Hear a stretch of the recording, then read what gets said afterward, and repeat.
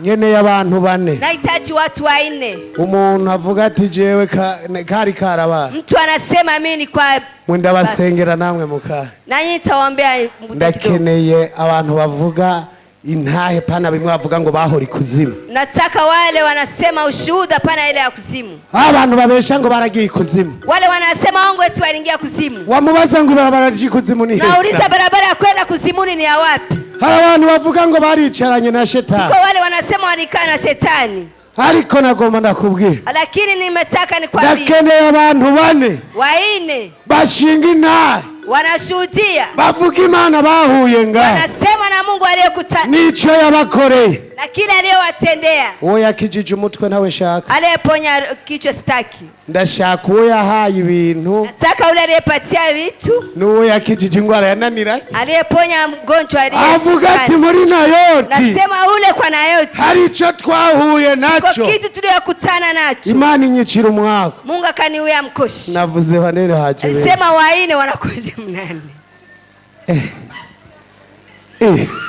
Yeah.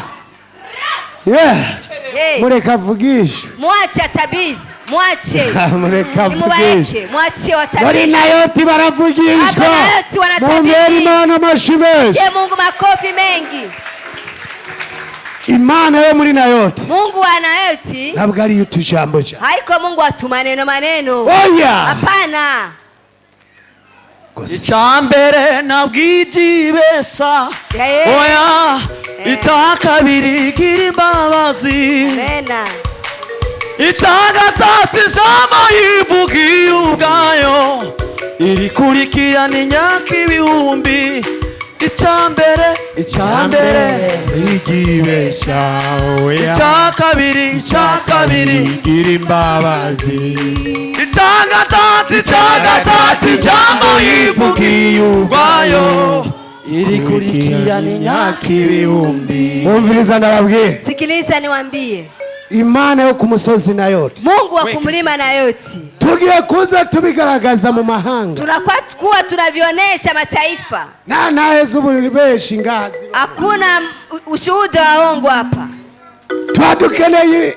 Umviriza, wewe Imana itagukoreye ikintu gikomeye. Wewe Mungu akutendea kitu kikubwa. Uanze wiyicarire. Wewe uanze kwanza ukae. Wewe uzuvuga ngo yaguhaye akarato kamwe sinaye akarato kimoya Ndakeneye inaye z'amapazera n'iz'indege n'iz'amadolari. Abantu bari bashonje barahaga, abantu bari bakene bagatura. Makosefu wakapata pesa. Nka Mose wa kabiri nga. Na Mose kama Mose wa pili hapa. Impeni byari impene. Mbuzi na za mbuzi. Inkika byari inka. Ngombe na za ngombe. Imbwa byari imbwa. Imbwa na za imbwa. Tuko pamoja. Turi kumwe. Nababwiye mu myaka ibiri. Niwaambia kwa miaka miwili. Uzobahagaze neza mu Mana. Atashimama vizuri ndani ya Mungu. Ndakeneye kuza mbona ba milliardaire bo muri Nayoti. Ataona milliardaire hapa mna. Aba milliardaire. Aba milliardaire. Ndakeneye kubana abantu bafise impangu nziza ra Nayoti. Ataona uko na pasera ngumu mingi hapa. Mu bamere microphone. Umunota umwe mugabo muvuga ibintu bikomeye. Haleluya. Reka umenye no ita. Abashaka kunanga kandi ari je mfise microphone. Ya. Nabavuze ngo ni bamutanga bari. Haleluya. Umunota umwe ndashima Imana. Umunsi wa mbere ninjira hano muri Nayoti ahari Imana na apotre gusa abantu babiri. Amen. Navuyeho ntanye miliyoni 5. Amashimeshi kuma. Amen. Narinje mfite ikibazo gikomeye. Abo nita inshuti n'abagenzi. Abo nita abasaza banje. Abo nta nimwe yigeze afasha. Ariko ninjiye muri natanye miliyoni 5. Amashime. Ikindi kigira kabiri. Ninjiye muri Nayoti nahabonye abagenzi. Banza muntu. Nahabonye inshuti, nyanshuti.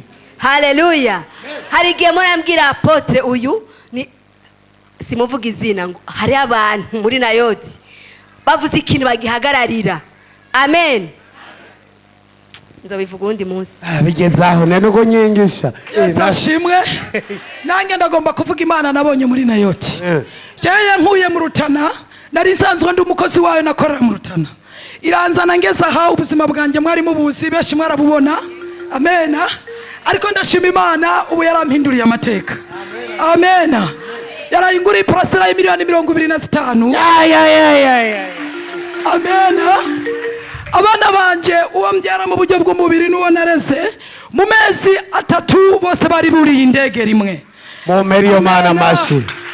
Buri indege mugeze kuri nayo. Bose buririye indege ahanyane ku musozi w'Imana na yote. Amashi meshi kuri yo. Umwe yuriye itariki 5 z'ukwezi kwa 4, uwundi yuriye itariki 1 y'ukwezi k'umunani. Ariho hirya ejo. Amena. Ikindi nshima Imana, jyawe sinagira konti y'amadolari, ubu ndaharura dolari mu ntoki. Amen. Ikindi nshima Imana yarampaye abagenzi. Ubu ndamaze kugera guharura ku mafaranga kuva ku miliyoni 1 gushika ku miliyoni 100. Imana nihabwa icubahiro. Amen. Zamuranyingisha. Mugumanga turakeneye kumva Imana muri nayo. Baki hapa tusikie Mungu anayote. Irugaye. Haleluya. Amen. Imana ishimwe cyane. Amen. Kenshi sinkunda gutanga intahe kubera yuko hariho igihe uvuga ikintu abantu bakavuga ngo urishima ngo urirara. Oya. Ariko Wishime, impamvu nje imbere yanyu numvise ijwi rimbwira ati vuga Imana waboneye hano kuri uno musozi. Yesu nashimwe. Amen. Jewe naje kuba ino nukuri byari ibintu ntari narateguye.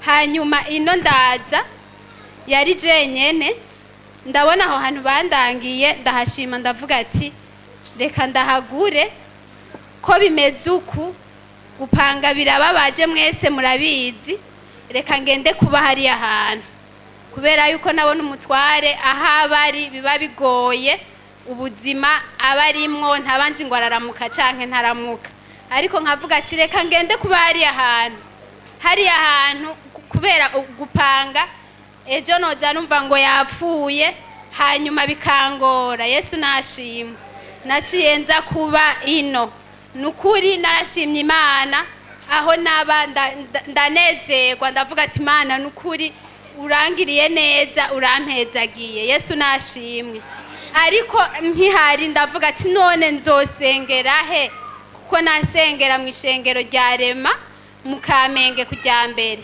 ndavuga ati hari ahantu ndahakunda muvyeyi wanje atanaze ndamukunda cyane ndumva vyongora kuzoza ndasengerayo kubera amadeplacement biragoye.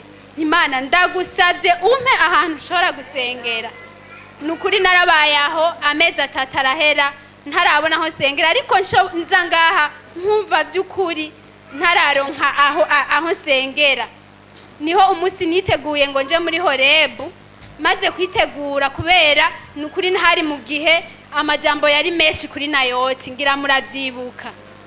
Hama ndavuga ati jewe ngira nje muri Horebu naho basi numvirize. Niteguye maje kwitegura cyanumva ijwi rimbwiye ngo genda muri nayoti. Yesu nashimwe. Narashitse ngaha sinari bwigere mpaguruka nk'umushitsi. Uwo munsi abandi bose barahagurutse ariko hari umupasiteri yitwa Donatien yari kararongora apotre wacu siho yarari murabizi aravuga ati hariho umumama numva ijwi rimbwira ngo numushitsi kandi ntihagurutse cyanumva ngo ni wewe ndahaguruka mu bashitsi. Yesu nashimwe. Hashitse kuwa 6 kuko nari namaze kumva programme yo ngaha naraje ngaha kuvyukuri narahanuriwe n'urya muvyeyi ntaguruka kubera ndagukunda cyane.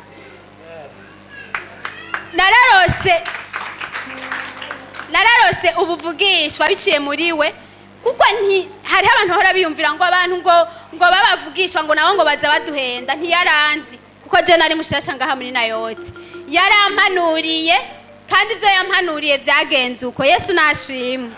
Inyuma yaho sindabarambiye haje abasenzi bo mu Rugombo murabibuka icara muvyeyi haje abasenzi bo mu Rugombo hariho umushefu wabo sinzi ko yari umusore nuko yari umupapa muramwibuka. Jewe narabasanze ngaha baruhutse bahejeje amiga duhejeje igikorane arampanurira. Yesu nashimwe. Ico yampanuririye ngaha ku musozi nayoti nico ngira mvuge ntari bwavuge. yarampanuriye ati mbonye uba mu nzu nziza. Yesu nashimwe. Ati nukuri mbonye uba mu nzu nziza. Ati sinzi ko ari iyo ubamwo. Ati ariko mbonye arayimbwira uko imeze. Nukuri nta gahunda nta n'ivyo twari dufise vy'uko tuzimuka aho tuba, aho twaba ngaha mu Nyabunyegeri. Ariko nagoma ndababwire inyuma y'amezi 2. Yesu nashimwe. Inyuma y'amezi 2 twari turose urupangu rwiza. Abahazi barahazi, mama Apotre arahazi, n'uyu muvyeyi umwanditsi arahazi. Yesu nashimwe. Nukuri narashimye Imana, ndavuga ati Imana yo ku musozi w'Imana Nayoti sinzohaheba. Nico gituma nubwo nimutse mvuga ati hariya ahantu sishobora kuhaheba ko nahabonye Imana. Munkomere Imana amashi. Amashimwe. Inzu mbamwo uyu munsi nukuri mu myaka 4 ya mariage siniyumvira.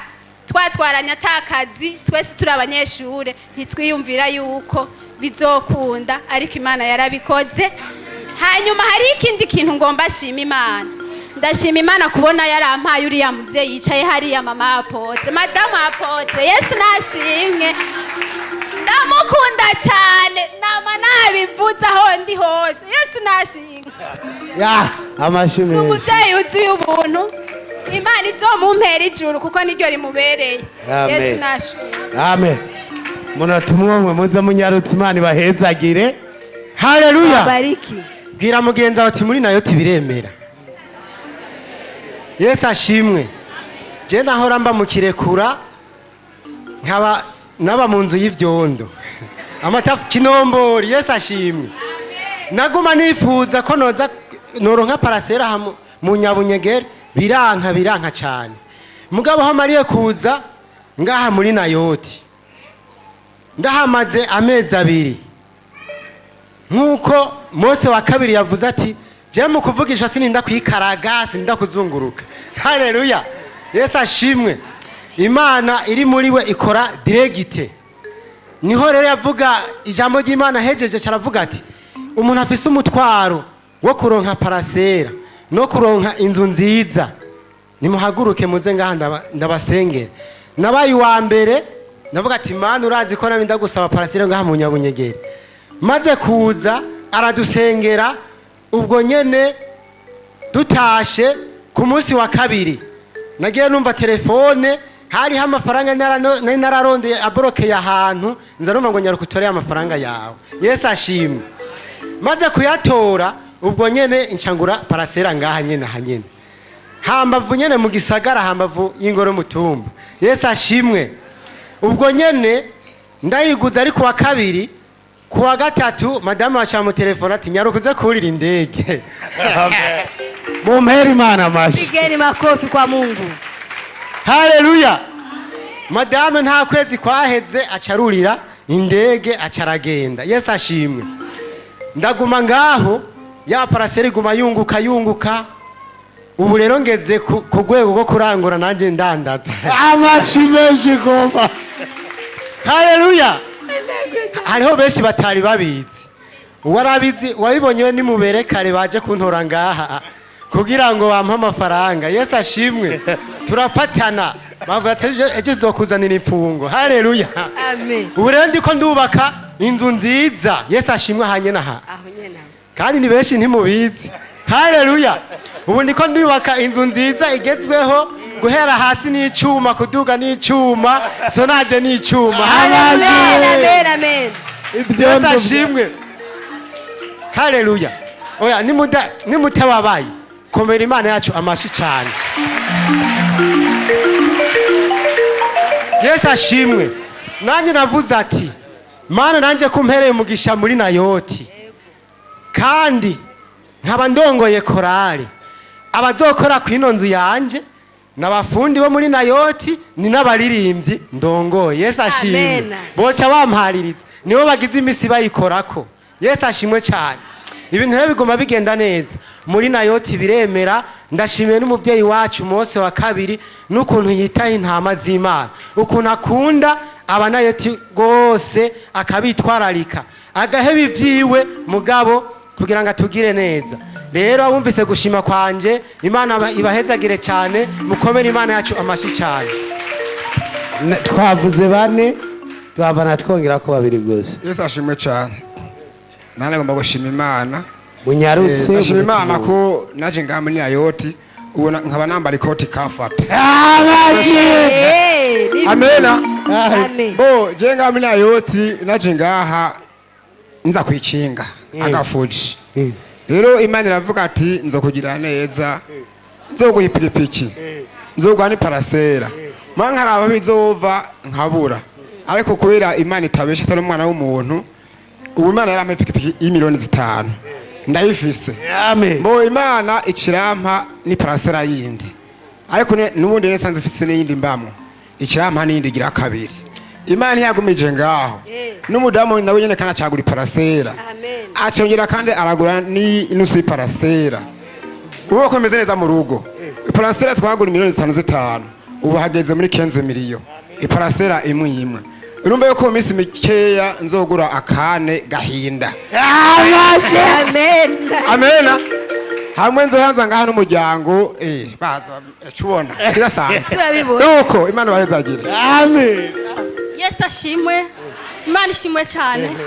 Ego hari mu kwezi kwa kane turi ku karago ndibuka umuvyeyi wacu Apotre twari niho yarari turasenga ariko atwigisha ibigira 10 ingene babitanga.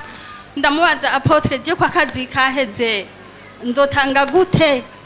Ati amahera nkoresha umutware wanje niwa yampa none bigenda gute? Acambwira ati uko aguhaye kujyanye naguhaye iyo umuntu aguhaye nawe uratanga icyo urose ugatanga nimba ari 1000 tanga 100 ca ndumva kugira 10 ndakimenye kugitanga kandi muri iyo minsi naratanze kigira 10 naciye ndonka 300 ntanga 30 ku wundi wa Mungu chandonka 300 Yesu nahabwe icyubahiro.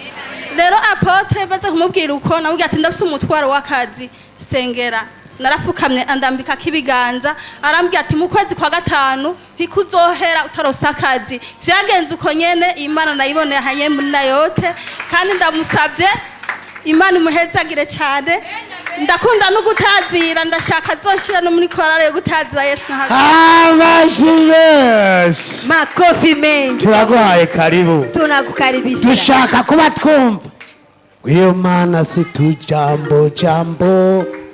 Irera ni Imana ibitangaza. Irera iyo mana si tujambo jambo. Irera ni Imana ibitangaza. Irera iyo mana susujambo. Ntabwo ari tujambo jambo. Ni Imana ibitangaza. Irera iyo mana susujambo jambo. Irera ni Imana ibitangaza. Irera. Reka twumve iyo mana. Acha tusikie hiyo Mungu.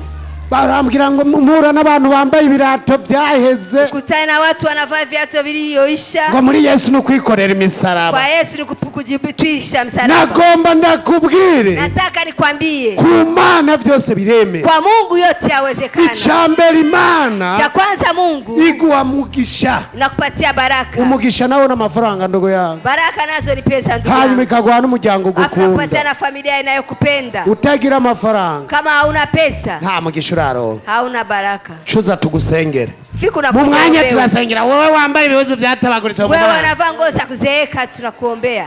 Umukizwa turamurabira no kunyambara. Murokore turamwona hata kwa mavazi. Kaze. Karibu. Mwihute. Fanya haraka. Yesu nashimwe. Amen. Yesu nashimwe kandi je ngomba gushimira Imana sindabarandira kandi je hanini shimira umukozi w'Imana naho nafise ikintu no muha. Je kintu shimira Imana ndashimira Imana je ni mukiyino murazi gubako ruragoye abagabo pole je nararavyeho mpera ndarabaho mpera ndaraba naho mpereza ndabura amahera mfise arahera ariko nshimukirino ndamaze imyaka 2 ca ndaza gusenga ngaha nta mahera nari mfise ndatanye n'ivyizigiro atamutaye nsigaranye ngenda nyine uko nyine ndavuga ati none ga Mana je nzosura kuronka umutahe je ndaza gusengera ngaha ndaza amasengesho ngaha ku karago je nahora ntanga ikigira 10 kweri cya kigira 10 naco nahise ntanga ikigira 10 misi yose ariko maze kwimukira ino ivyitsigiro biragenda sinasubira gutanga ikigira 10 ntatanze ikigira 10 ndakijya nca ndabura amahera nyakubahwa ntaco se no guha ariko ndaciye bugufi nukuri warakoze arigisha sinanditse itariki sinanditse n'ukwezi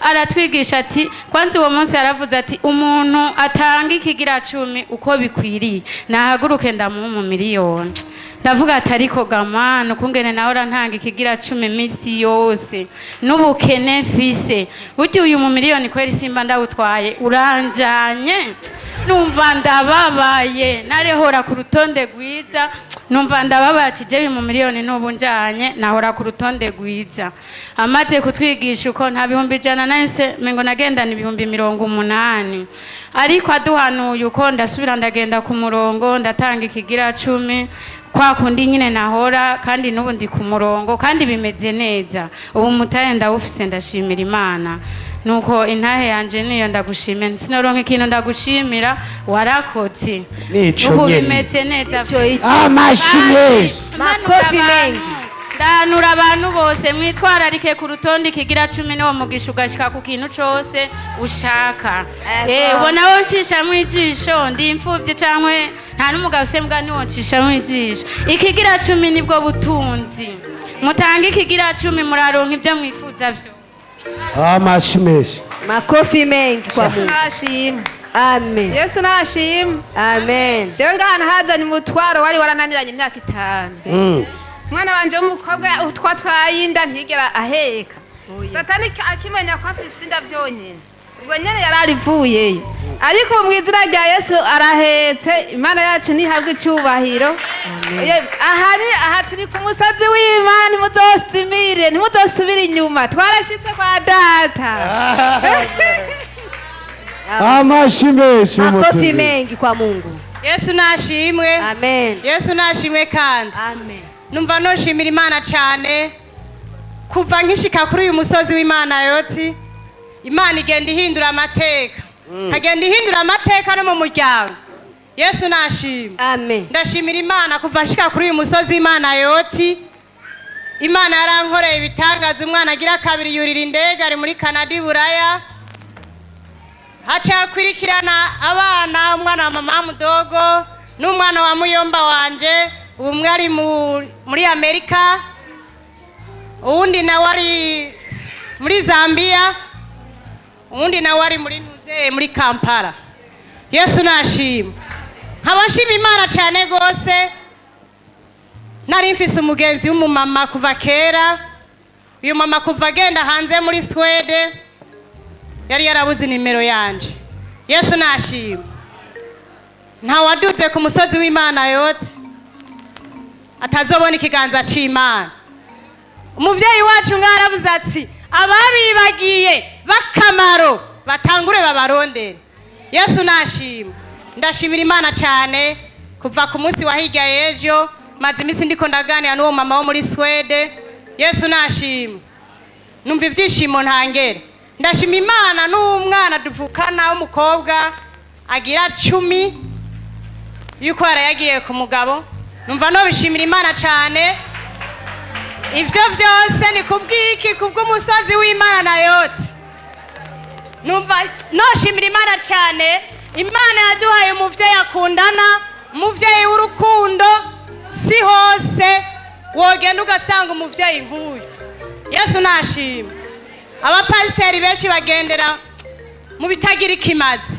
Yesu nahabwa icyubahiro Yesu nashimwe ugasanga bagendera mu bapfumu Yesu nahabwa icyubahiro hari ahantu nagiye ku munsi wa kabiri imperekeje umuntu kumba agiye ku mupfumu Yesu nahabwa icyubahiro yaciye ku mupasitori uwo mupasitori amubarira ati wegenda Yesu nahabwa icyubahiro hari abantu benshi bariko bakorera mu mwiza Yesu nahabwa icyubahiro mwene data ndumva mwotunga ibiganza umuvyeyi wacu yes ni umuvyeyi yatoranijwe n'Imana icyo nasabira umuvyeyi wacu Imana izamuha iherezo ryiza Amashimwe kumana. Makofi mengi kwa Mungu wetu. Abandi ni hanyuma umwanya uraheze. mutunge n'ibiganza mama Apotre. Tunge mikono mama Apotre. Arase kuhava muhereze wa. Na wavuze ati singenda navuze Imana. Uyu areka nawe Imana igoheza. Nawe Mungu akubariki. Kira ningo gaho gira twake. Yesu nashimye. Amen. Yesu nashimye kandi. Naye nari mpagaze nganje gushima Imana ibyiza yankoreye. Jewe narandi umuntu abayeho nabi ntonda kuri Mendeve ijoro n'igitondo nirigwa kuri Mendeve Apotre warabizira nahaca akadosigira na bibiri turemvye buryaye Imana yarampezagiye vraiment cimpagaze ho kujabuka hanze nkora ntaha arahera nk'indwi inza nataha muhira Imana yarampaye akazi dora yenda yaronka ubu ndakora neza bimeze neza jewe mu muryango umugore twari tubanye nabi bivanye n'amahera naza ndaronka kuri Mendeve tukaba twigira mu nzoga n'abagenzi ayo mahera tukaba tuyarya nkataha muhira nta n'ikintu na kimwe mfise hari hageze yuko tubana nabi mu bw'ubushitse avuga ati karibu sheri Beri yo mana mashika. Patie Mungu wetu makofi sana. Burya no ugendera ku manoza umuvyeyi vraiment ivyo Apotre yatubwiye ati kundana n'umuntu ubona azogira hakugeza ni vyiza vraiment je niyegereje umuntu kandi uyo muntu nanzi yuko atani ikintu yoshobora kumfasha umugore yarabonye ngene twagendanye ngene nitwara acambye ateka dukora uku tuze turajabuka twongera tugaruka heze imisi ubu ayo ubufu vraiment ndayaronka ubu bufu vraiment ndaburonka muhira burahari kwera ubu no muri ashize bavuga ati karibu mutama abumvise gushika